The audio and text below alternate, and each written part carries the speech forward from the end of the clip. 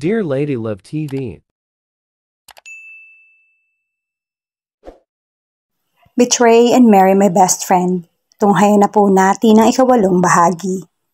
Hindi man magsalita si Marco, alam na alam ni Jackie na malaki ang naging epekto nito kay Lawrence. Ayaw man itong aminin sa kanya, pero tiyak niyang pagdating sa kanilang mag-ina ay malaki ang insecurity na nararamdaman nito sa mortal na kaaway. At syempre, alam niyang may kinalaman siya doon. Hindi man nagbabangayan ang mga ito ngayon, matatanda na, ay alam niyang nagtutulingan pa rin ang mga itong mortal na magkaaway. Masakit naman kasi talaga kay Marco na ginamit lang siya noon ni Lawrence para masaktan ito. Tapos kahit sa palagay niya ay walang karapatan si Lawrence, nagagalit ito dahil hindi nito napagtagumpayan ang pananakit kay Marco. But deep inside, siya ang higit na nasasaktan. Mahal na mahal niya si Lawrence, pero hindi niya nasabi dito ang mga salitang iyon dahil ginamit lang siya nito para masaktan si Marco at ayaw niyang panindigan lang siya nito dahil sa may dapat itong panagutan sa kanya. Paano kung hindi rin niya ito gustong maging ama sa kanyang anak? Kung maaari nga lang ay hindi rin niya gustong ipaako kay Marco ang kanyang dinadala dahil sa wala naman itong pananagutan sa kanya, pero kailangan daw siya nito.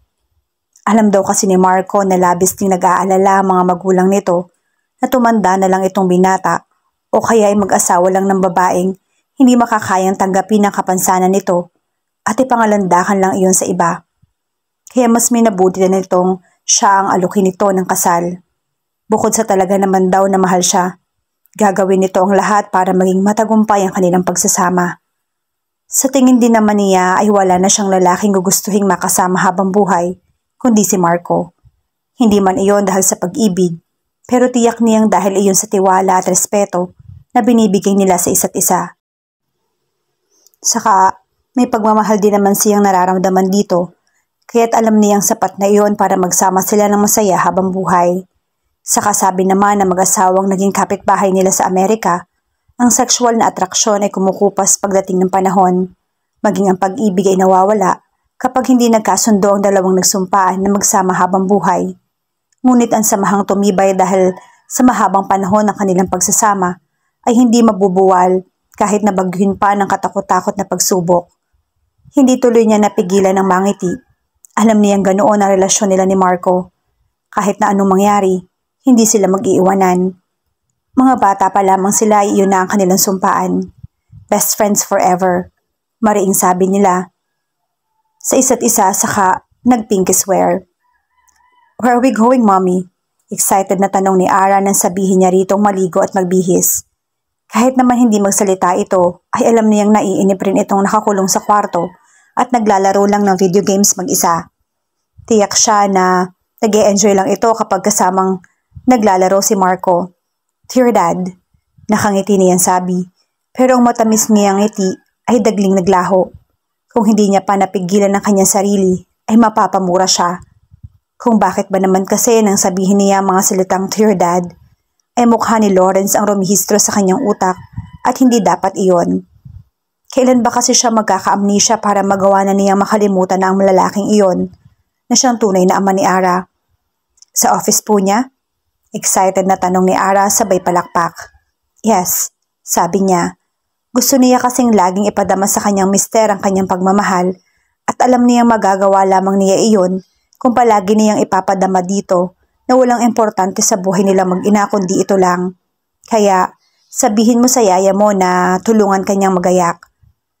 Kung noong nasa Amerika sila ay sinikap niyang walang asahan sa pag-aalaga ng kanyang anak, ngayong nandito sila sa Pilipinas, ay gusto niyang may magbantay sa kanyang anak.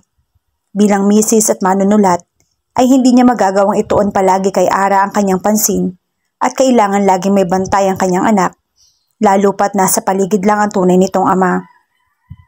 I can take a bath alone, mayabang nitong sabi. Kailangan pa rin timplahin ang pampaligo mo, saka kailangan ihanda ang gusto mong damit. 4 na taon pa lamang ito pero tinuruan na nila itong maging independent. Kahit na mayroon pa rin namang itong yaya, ay kaya na rin itong asikasuhin ang sarili. At dahil sa sinabi niya, ay namilog ng husto ang mga mata nito at nagningning ng husto ang mga mata, kaya bigla siyang natigilan. Kahit naman kasi sinasabi niya na carbon copy niya si Ara, May mga ekspresyon si Lawrence na nakuha nito. Masyado kasing expressive ang mga mata ng bata. Kaya kitang-kita niya roon ang kasiyahan nito. Bigla rin tuloy niyang naalala ang mapupungay na mga mata ni Lawrence kapag tumititig sa kanya. Hindi niya napigilan ng mapasinghap sa kaisipang iyon, kaya hindi niya nagawang tanggihan noon si Lawrence dahil sa nahihipnotismo siya palagi sa mga mata nito. Sa tingin kasi niya ay hindi lang pagnanasa ang nakikita niya roon, kundi pag-ibig. So go. 1 linggo na sila sa Pilipinas, pero parang hindi pa rin siya sanay na hindi niya nakikita ang bahay ni Marco kapag tudungaw siya sa bintana. Sa halip, ang bahay na nila ang natatanaw niya dahil sa bahay na siya ni Marco nakatira. Siya naman ay ginayak na rin ng mga dadalhin kay Marco. Gusto kasi niyang dalhan ito ng lunch para hindi na nito kailanganin pang magpa-order. Kaya para masiguro niyang makakakain ito ng husto, ay ipinagluto niya ito ng mga paborito nito. Tulad ng bistek Tagalog, saka pritong bangus with toyo at suka na may dinurog na siling labuyo. Dinamihan niya iyon dahil gusto niya makasabay din itong kumain. Itong mga nakalipas na araw ay hindi nila nagagawa magsabay halos kumain dahil maagang-maaga itong aalis dahil marami raw kailangang papeles na dapat basahin at pag-aralan. Pagdating naman ng gabi ay hindi ito nakakauwi kaagad dahil may mga meetings itong kailangang puntahan. Pagkatapos niyang maihanda ang mga dadalhin, ay mabilis din siyang nagayak. Gusto kasi niyang maihatid kay Marco mga pagkain na mainit pa. I'm ready, Mommy. Good, wika niyang ngiting-ngiti. Napalis na naman iyon nang mapagmasdan niya ang kislap ng mga mata ni Ara at ang malapad nitong ngiti na alam niyang kuhang-kuha kay Lawrence. Naisip tuloy niya na baka kapag nakita ni Lawrence ay baka magka-idea ang ex-boyfriend niya na ito ang ama ng kanyang anak. No way, nahihintakutang sabi niya sa kanyang sarili. Ewan niya kung ano bang sumasagi sa utak niya at naisip niya iyon pero hindi tamang magka-idea man lamang si Lawrence tungkol sa tunay na pagkatao ng anak kung ayaw niya magkagulo-gulo ang kanilang buhay. Mommy, let's go? Yeah, let's go. Marahas na buntong hininga ang pinakawalan ni Marco nang pumasok sa opisina niya ang kanyang mortal na kaaway. Tiyak niyang hindi naman siya makakaiwas sa presensya nito kahit na gustuhin niya, kaya wala siyang magagawa kundi ang harapin ito. Siguro naman ay alam mo na kung anong dahilan kung bakit ako nandito. Parang walang anumang tanong nito. Saka dumikwatro ng upo. Sumandal siya sa swivel chair saka kunot noong pinakatitigan ito. Kahit na siya ang CEO ng bangko, pakiramdam niya gusto pa rin itong ipamukha sa kanya na mas makapangyarihan pa rin ito kaysa sa kanya. Napabuntong hininga na naman siya dahil totoo naman yon. Kaya nga, na makita niya kung gaano kalaki ang nakadeposit sa kanilang bangko na pag-aari ni Lawrence, ay parang gustong manlambot ng kanyang tuhod. Alam niya kasing gagamitin ito iyon para makipaghiganti sa kanya. Balak mo na bang i-pull out ang perang nilagak mo sa bangko? Walang anuman tanong niya pero kinabahan siya. Ito kasing nakalipas na taon na hindi maganda ang takbo ng kanilang negosyo. Dahil sa eskandalong kinasangkutan ng endorser na kinuha ng kanyang papa na gustong makatipid. May lahi kasing Chinese ang kanyang papa kaya may mga pagkakataon na umiiral ang kakuriputan nito. Dahil tuloy doon ay maraming kliyente nag-pull out ng kanilang pera sa bangko. Tapos sa mga natira namang depositor sa kanila ay may malalaking interes.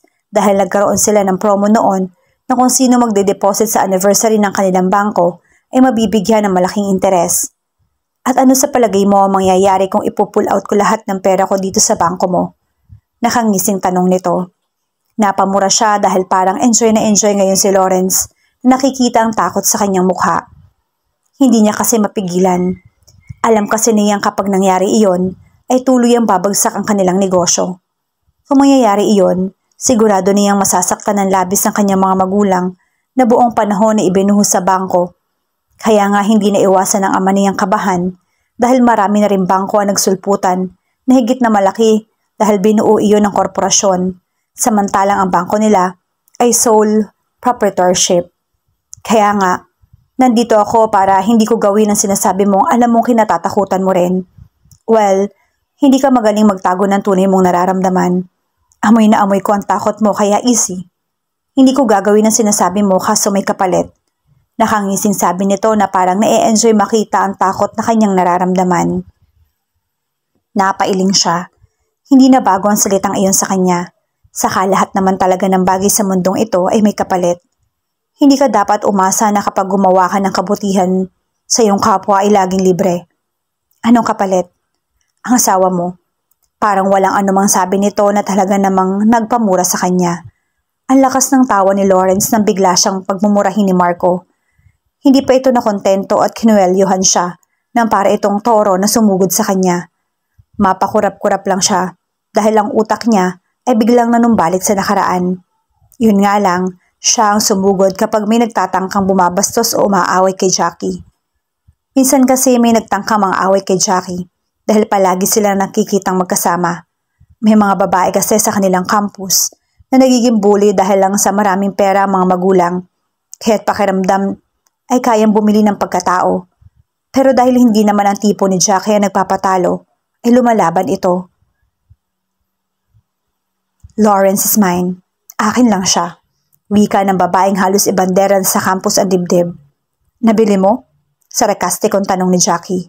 Kahit tuloy gusto na niyang lumapit para hindi na humaba pa ang pag-iilusyon ng babaeng iyon, ay mas ginusto muna niyang panoorin kung anong gagawin ni Jackie.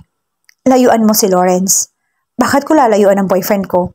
Boyfriend ko, ulit niya sa isip. Parang pumapalakpak ang tenga niya nang sabihin ni Jackie ang mga salitang iyon nang may pagmamalaki.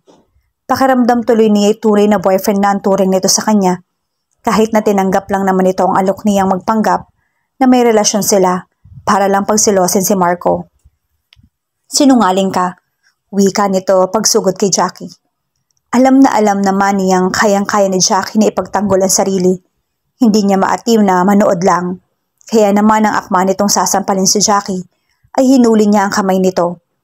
Kahit na hindi naman siya ang tipo ng nananakit na babae, parang gusto niyang pilipitin ang kamay nito, pero sa halip na gawin ang naisip, ay hindi na lang niya pinawala ng kamay nito sabay sabing, kung ayaw mong sirain kong buhay mo at ang pamilya mo, huwag na huwag mong sasaktan ang girlfriend ko. Alam mo ang gawain ng pamilya nyo. So, stay away from us. Mariin niyan sabi. Kaya naman, ngayong parang pinagdududahan siya ni Marco na binabastos niya si Jackie sa salita.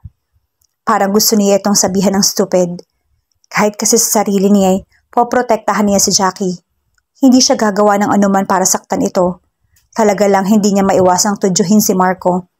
Relax, wala akong masamang ibig sabihin sa sinabi ko. Hindi ko aagawin sa iyo ang asawa mo dahil naging akin na siya.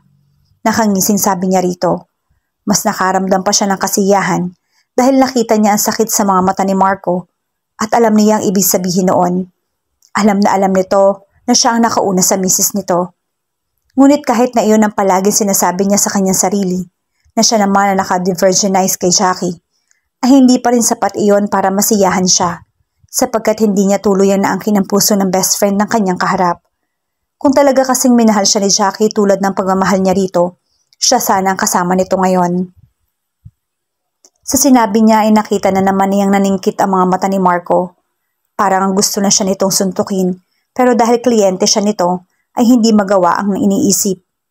Mortal niya itong kaaway noon pa man, kaya alam ni Marco kung ano ang kaya niyang gawin kapag tuluyan siyang napikon dito. Ngunit hindi naman siya ganoon kasama para gustuhin niyang mawala ang lahat ng mayroon ng pamilya nito. Kapag kasi ganoon ang ginawa niya, alam niyang pati si Jackie ay madadamay. Hindi na ako interesado sa asawa mo pero kailangan ko siya. Sa negosyo ko. Mariing sabi niya sa 3 huling katagang iyon, kaya naman tinapik niya ang kamay nito para alisin sa pagkakahawak sa kanya. What do you mean? Interview kay Jackie sa aming show. At dahil manunulat siya sa Amerika, hindi naman siguro masama kung gugustuhin ko rin magsulat siya ng teleserye sa aming channel. Siguro naman sapat na yan para hindi mo pagdudahan yung intensyon ko. Again, uulitin ko, hindi na ako interesado sa asawa mo. Mariin niya sabi dahil yun din naman ang gusto niyang ipaalala sa kanyang sarili. Paano pa siya magkaka-interes sa taong itinapon na ang lahat ng pagmamahal niya para sa matalik nitong kaibigan, ni hindi man lamang lumipas ang 1 taon mula na makipaghiwalay si Jackie. Tapos nagpakasal na ito sa best friend nito. Pero, pera nga lang ba talaga ang dahilan? Kaya gusto niya maging bahagi pa rin si Jackie ng kanyang buhay? Sarkastiko niyang tanong sa sarili. Kung oo, kasi ang sagot niya ay hindi na dapat siya makaramdam ng pananabik na isang araw ay muli niya itong makakaharap. Magtatrabaho si Jackie sa'yo? Hindi makapaniwalang tanong ni Marco. Magtatrabaho siya sa akin para sa'yo. Mariing sabi niya sa dalawang huling kataga dahil nais niyang ipaalala dito ang sitwasyon. At kung hindi ako pumayag, ay di wala na ang bangko. Ilalagak na sa sementeryo. Nang iinis niyang sabi rito. Nang makita niyang natigilan si Marco, hindi niya napigilan ng mapangisi. Alam niyang kahit na gustong-gusto nitong tanggihan siya, wala itong magagawa. Talagang siya na nga lang ang pag-asa nito. Kahit naman matagal silang nawala sa Pilipinas, marami pa ring empleyado ang kanilang bangko na kilala siya. Madalas din naman kasi siyang isama doon ni Marco, kaya ang tingin din ng marami sa kanya ay girlfriend ni Marco. Hindi naman niya nakakakwentuhan ng mga ito para masabi niyang mag-best friend lang sila ni Marco. Tapos panay pa ang sabi ng tito nila sa lahat na siya ang gusto nitong maging manugang. At sa palagay niya iyon din ang rason kung bakit nangarap din siya noon na si Marco ang kanyang makatuluyan. Magiging madali lang sa kanya mag-adjust dahil magkaibigang matalik ang kanilang mga magulang. At dahil nga travel agency ang negosyo ng kanyang mga magulang, ay mas naging close ang mga ito kapag nagkakasundo-sundo silang magbakasyon kung saan. Kaya naman, hindi naging mahirap sa kanya na umalis ng bansa noong panahong durog na durog ang kanyang puso. Kung hindi pa kasi siya lalayo noon kay Lawrence, sigurado siya makakagawa na siya ng desisyong pagsisisihan niya lalo pat sobra-sobra na siyang nangungulila kay Lawrence. Mabuti na lang at sa huli pinili pa rin niyang pakinggan ang sinasabi ng kanyang isip. At iyon ay panindigan ang relasyon nila ni Marco dahil kung hindi sigurado siyang may masasaktan lang siya. Para naman kasing hindi naman naaapektuhan si Lawrence ng paghihiwalay nila. Sabi nga ni Franco, ay may mga bago pang nililigawan si Lawrence. Ang totoo nga daw, matagal na itong gusto ni Lawrence pero hindi itinuloy ang panliligaw dahil sa kanya. Hindi man direktang sinabi sa kanya ng kaibigan, pero para na rin itong kinumpirma ang panuloko sa kanya ni Lawrence. At ayaw na niyang magtanong pa, dahil alam na naman niyang masasaktan lang siya at ang pag-alis ang pinakamabisang solusyon ng paglimot. Blessing in disguise din namang nalaman niyang buntis siya noong nasa Amerika na siya. Ang ganda naman ng office ni Dad. Wika ni Ara habang nililibot ang tingin sa paligid. Dahil likas kay Ara ang pagiging palakaibigan na sa palagay niya naman nito kay Lawrence. Siya kasi kontento na lang kay Marco ang kaibigan. Ang bangko ay may 2 palapag at ang opisina ni Marco ay nasa 2nd floor. Kaya iginiya na niya roon si Ara matapos itong magpaalam sa mga tauhan ng cute na dito. Hindi rin kasi siya komportableng iharap sa ibang tao si Ara. Lalo na't may kaugnayan kay Marco o kay Lawrence. Kahit kasi siya ang kamukha ni Ara, natatakot pa rin siyang may makapo na wala itong nakuha kay Marco at may mannerism itong tulad ng kay Lawrence. Kapag kasi nagkakaganoon, hindi niya alam kung ano ba ang kanyang isasagot. Ayun pa nga lang ay sobra na siyang kinakabahan. Wala sa upuan ng sekretarya ni Marco nang dumating sila ni Ara, kaya naman nagpasya na si Jackie na dumiretso na siya sa opisina nito. Ngunit nag-warning knock muna siya. Bubuksan na lang sana ni Jackie ang CEO office. Sumigaw na si Ara ng daddy. Kaya naman, natigilan siya na mapagtanto niyang hindi nag-iisa si Marco sa silid na ito. At sobra siya ng gilalas nang makilala kung sino ang kasama ni Marco sa opisina nito. Si Lawrence. Na magkatitigan sila, ay parang bumalik sa kanyang isipan ang sinumpaan nila. Kahit na anong mangyari ay hindi sila maghihiwalay. Ngunit hindi yun nagkaroon ng katuparan dahil iba naman ang intensyon nito sa kanya. Sa muli nilang pagtatagpo, ano nga ba ang mapapagtanto nila sa isa't isa? Mabubuo nga ba ang matinding tensyon sa pagitan nila? Yan ang ating aabangan sa pagpapatuloy ng ating kwento bukas sa ganito ring oras. Shout out sa lahat nating masugid na taga-subaybay. Maraming salamat po sa patuloy ninyong pagsama sa amin sa kwentong ito. Hanggang sa muli, mag-ingat po tayong lahat.